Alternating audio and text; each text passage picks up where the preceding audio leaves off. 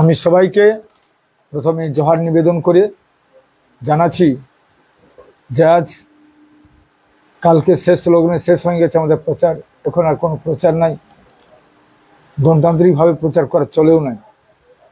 আমি চাইছি এটাই যে আমার সাথে কয়েক হাজার ছেলে আজ 7 দিন নয় 15 দিন থেকে প্রায় 1 মাস ওরা ঘুরেছে আমার সঙ্গে।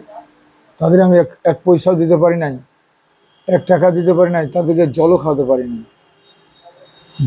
পারি নাই এবং নিজের টাকা নিজের পকেটে খরচা করে সে ঘরের যে এই এত ত্যাগ করে আমার জন্য কাজ করেছে, সেই জন্য ধন্যবাদ জানাচ্ছি। সঙ্গে আমার সঙ্গে অহরহ যারা সংবাদ পরিবেশন করে তারা আমার কাছে খবর নিয়েছে, খবরটাকেও সেইভাবে কিন্তু পরিবেশন করেছে। আমি চাইছি এটাই যে দেখুন, রাজনীতি জায়গায় থাকবে কি, কতগুলো বলা দরকার আছে। মানুষের নীতিকে মাইনাস করে কোনো পলিটিক্সই হয় নাই। আজকে বহু জায়গাতে দেখছি কর্মীরাকে টাকা পয়সার বিনিময়ে কর্মী তৈরি করাটা, তাকে কিন্তু সামাজিকভাবে ধ্বংস করা হচ্ছে। এই ধ্বংসাত্মক মানসিকতাটাকে আমি চেঞ্জ করতে চাইছি।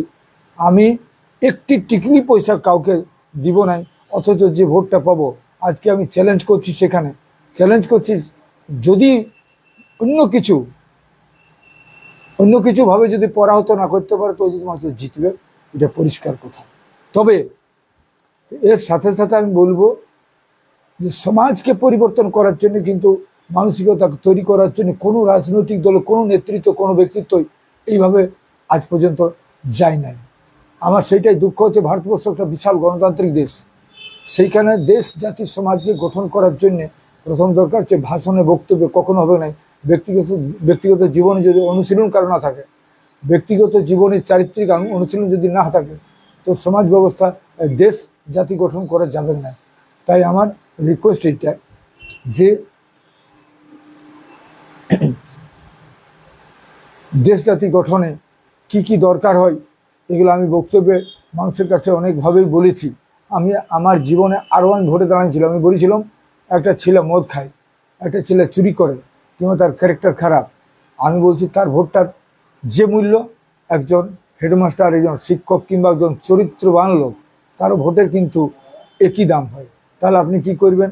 তাহলে তার ভোটের আর ইয়ার ভোটের মূল্য কোথায় থাকছে? তাহলে সেইখানে আমি বলবো পরিষ্কার কথা, দেশ জাতি গঠনে প্রত্যেকটা নেতা নেতৃত্বের প্রত্যেকটা মানুষের দাম আছে, সমাজ গঠনে প্রত্যেকটা মানুষের দাম আছে।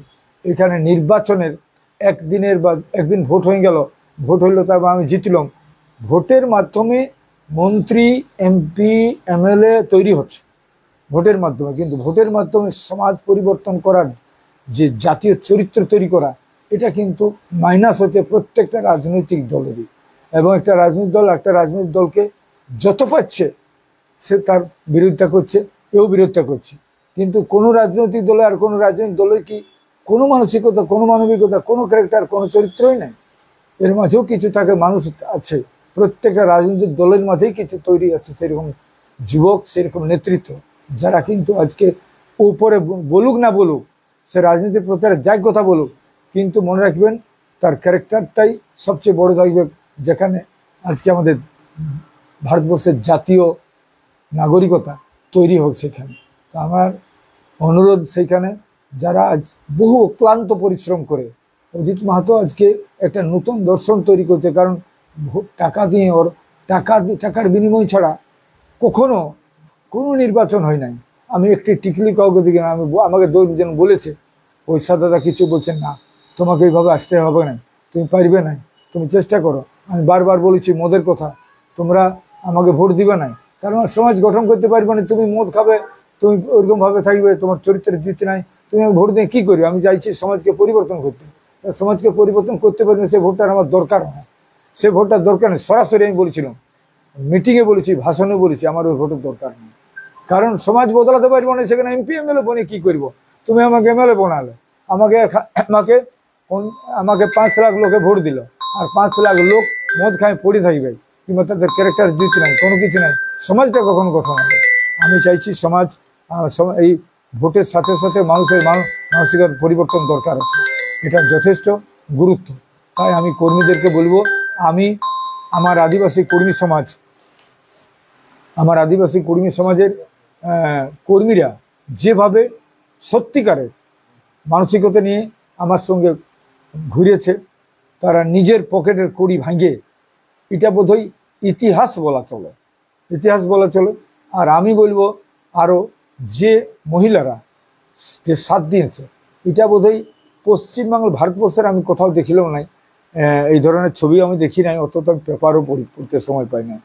তবে সেদিন কমসে কম 50,000 মহিলা কিভাবে তারা এসেছে, নিজের পয়সা, নিজের গাঁটের পয়সা ভাঙিয়ে আর এত বড় মিছিল করে, আর তারা আমার কথাটা শুনতে এসেছিল। আমি তাদেরকে আমি বলেছি, সেই মা বোনদের বলেছি যে তোমরা সমাজকে বদলাতে তোমরাই পারবে, সমাজকে বদলাতে হবে, মহিলারা কিন্তু সবচেয়ে বেশি অগ্রণী ভূমিকা পালন করবে সমাজ গঠনে। আমি ভোটে জিতবো, আমি ভোটে হারবো, এটা চেয়ে বড় জিনিস হচ্ছে দেশ সমাজ জাতি গঠনে আজকে প্রত্যেকটা নেতার নেতৃত্বের দরকার আছে, নৈতিক অবক্ষয় যেন না থাকে।